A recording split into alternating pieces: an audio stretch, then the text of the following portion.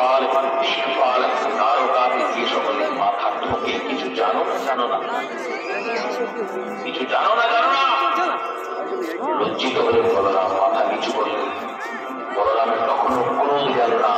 বলরাম বললেন, দেখেছো হাতে হাল আছে আমার, হস্তিনাপুরকে হাল দিয়ে তুলবো, তোমরা চলে যাবে। খুব সাবধান, যখন দরকার তখন পরাক্রম দেখাতে হয়। আমাদের সনাতন ধর্মের যতগুলো ভগবান আছে সকলের হাতে কিন্তু একটা করে অস্ত্র আছে, মাথায় রাখবে।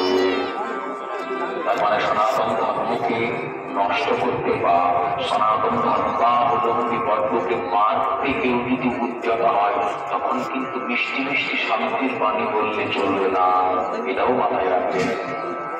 গীতাতে কৃষ্ণ অর্জুনকে বলেছেন, তস্মাৎ উত্তিষ্ঠ কৌন্তেয় যুদ্ধায় কৃত নিশ্চয়, প্রয়োজনে ধর্ম রক্ষার জন্য অস্ত্র কিছু